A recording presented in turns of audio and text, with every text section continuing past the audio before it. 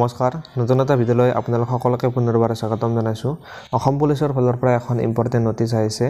আৰু নটিচখন আহিছে কামাণ্ডো বেটালিয়নৰ ওপৰত তেওঁলোকে নটিচখন প্ৰকাশ কৰিছে আৰু নটিচখন যোৱাকালি 3 জুন তাৰিখে নটিচখন আহিছিলে যোৱাকালি আপোনালোকক ভিডিঅ' দিয়া নহল গতিকে আজি আপোনালোকৰ মাজলৈ ভিডিঅ'টো লৈ আহিছোঁ আৰু যিখন নটিচ আহিছে সেই নটিচখনত কি উল্লেখ কৰিছে এইটো ভিডিঅ'ত আপোনালোকক শেষলৈ চালে জানিব পাৰিব গতিকে আপোনালোকে ভিডিঅ'টো শেষলৈ চাই থাকিব আপোনালোকে ভিডিঅ'টো যদি নতুনকৈ আপোনালোকে আমাৰ চেনেলত ভিজিট কৰিছে फ्रेंड्स আপোনালোকে চেনেলটো সাবস্ক্ৰাইব কৰি বেল আইকনটো প্ৰেছ কৰি ৰাখিব অসম পুলিচৰ ফালৰ পৰা এখন ইম্পৰ্টেণ্ট নটিচ আহিছে আৰু এই নটিচখন আহিছে কামাণ্ডো বেটালিয়নৰ ওপৰত আৰু এই যেটো অসম পুলিচৰ ৱেবছাইট আছে state level police recruitment board আৰু সেই অফিচিয়েল ৱেবছাইটত আহিছিল আৰু 3 জুন তাৰিখে যেটো নটিচখন আহিছে আপোনালোকে দেখিবলৈ পাইছে আৰু নটিচখনত ক্লিক কৰি দিয়াৰ পিছতে নটিচখন ডাউনলোড হৈ গৈছে আৰু এই নটিচখনত কি উল্লেখ কৰিছে হেতু আপোনালোকক জনাবলৈ গৈ আছো এতিয়া আৰু এই নটিচখন যেটো অসম পুলিচৰ কামাণ্ডো বেটালিয়নৰ ওপৰত আহিছে কামাণ্ডো বেটালিয়নৰ যিখিনি কনষ্টেবল ভ্যাকেন্সি আছিল সেই ভ্যাকেন্সিখিনিৰ ওপৰত এই নটিচখন তেওঁলোকে প্ৰকাশ কৰিছে তো আপোনালোকে ইতিমধ্যে জানে যে কামাণ্ডো বেটালিয়নৰ যেটো সকলোবিলাক প্ৰসেস ইতিমধ্যে সমাপ্ত হৈ গৈছে ৰানিং লগতে আপোনালোকৰ যেটো সাইকোমেট্ৰিক টেষ্ট হয় সাইকোমেট্ৰিক টেষ্টটো অনুষ্ঠিত হৈ গৈছে যেটো কামাণ্ডো বেটালিয়নৰ কনষ্টেবল ভ্যাকেন্সিখিনিৰ কোনো ধৰণৰ ৰিটেন এক্সাম অনুষ্ঠিত নহয় তো আপোনালোকে নিশ্চয় যেটো বিষয় জানে তো যেটো আপোনালোকৰ 164 টা কনষ্টেবলৰ এবিৰ কাৰণে কামাণ্ডো বেটালিয়নৰ পোষ্ট আছিল এডভাৰটাইজমেন্ট নামটো হৈছে SLP/B/REC/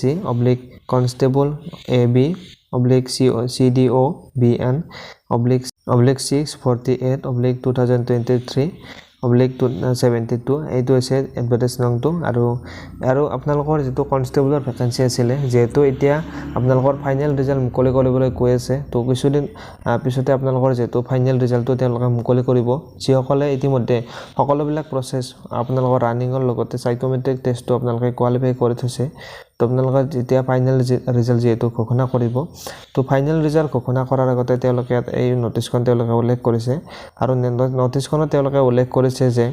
এইখিনিতে फ्रेंड्स আপোনালোকক জনাই দিছো যে আপোনালোকে যদি फ्रेंड्स এতিয়ালৈকে আমাৰ WhatsApp গ্ৰুপত জয়েন হোৱা নাই তো আপোনালোকক লিংকটো ডেসক্ৰিপচনত দিয়া আছে আপোনালোকে WhatsApp গ্ৰুপত জয়েন হ'ব পাৰে WhatsApp গ্ৰুপত জয়েন হ'লে আপোনালোকৰ বেনিফিটটো আপোনালোকৰ কি হ'ব আপোনালোকে লাভ কি হ'ব আপোনালোকক এটো জনাই দিছো যে চাওক फ्रेंड्स আপোনালোকক যেটো এইটো চেনেলত বিভিন্ন জবৰ আপডেট দি থকা হয় কিন্তু কেতিয়াবা এনেকুৱা পোষ্ট ভ্যাকেন্সি ওলাই যে তাত বিভিন্ন ডিপ্লোমা বিচাৰে আৰু বা ভ্যাকেন্সি বহুতে কম ওলাই এটা বা দুটা পোষ্টৰ কাৰণে ভ্যাকেন্সি ওলাই কিন্তু হেনেকুৱা ধৰণৰ ভ্যাকেন্সিৰ কাৰণে ইয়াত ইউটিউব চেনেলটো ভিডিও দিয়াটো সম্ভৱ নহয় গতিকে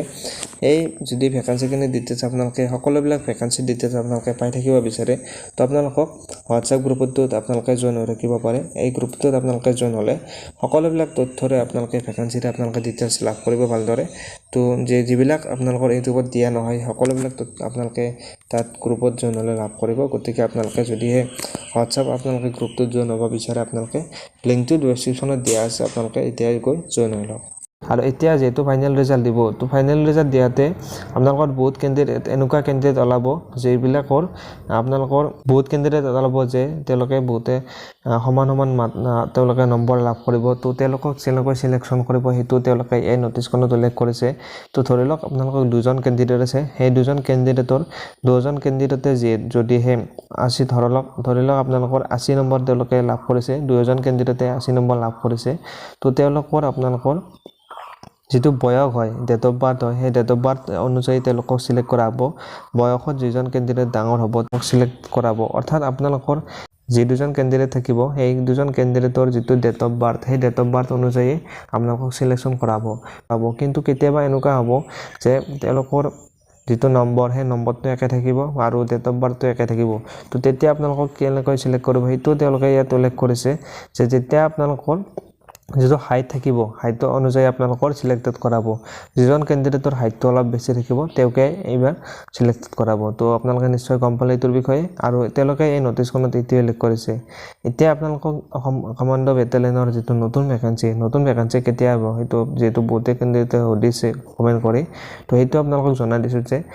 অসম পুলিচৰ কামাণ্ডো বেটালিয়নৰ কাৰণে কোনো ধৰণৰ এতিয়ালৈকে তেওঁলোকে নটিচ প্ৰকাশ কৰা নাই যদিও আপোনালোকক জনাই দিছো যে অসম পুলিচৰ কামাণ্ডো বেটালিয়নৰ যেটো নতুন ভ্যাকেন্সি হয় নতুন ভ্যাকেন্সি আপোনালোকৰ অসম পুলিচৰ এবিএৰ লগতে একেলগে আহিব মানে ABF যেতিয়া ভ্যাকেন্সি তেওঁলোকে মুকলি কৰিব তাৰ পিছতে হয়তো আপোনালোকৰ কামাণ্ডো বেটেলিয়নৰ ভ্যাকেন্সি মুকলি হৈ যাব অৰ্থাৎ ধৰি লওক আপোনালোকৰ এইটো বছৰৰ 2025 চনৰ শেষৰ ফালে নয়তো আপোনালোকৰ 2026 চনৰ জানুৱাৰী মাহৰ ভিতৰত আপোনালোকৰ নতুন ভ্যাকেন্সি আহি যাব তো এইখিনি আছিল ফ্ৰেন্ডছ আপোনালোকক দিবলগীয়া আপডেটটো আপোনালোকে নিশ্চয় গম পালে আপডেটৰ বিষয়ে আৰু যদি ফ্ৰেন্ডছ আপোনালোকে ভিডিওটো ভাল পালে তেনেহলে ভিডিওটো এটা লাইক কৰি দিব আৰু চেনেলটোত আপোনালোকে যদি প্ৰথমবাৰৰ কাৰণে ভিজিট কৰিছে ফ্ৰেন্ডছ আপোনালোকে চেনেলটো সাবস্ক্ৰাইব কৰি বেল আইকনটো প্ৰেছ কৰি ৰাখিব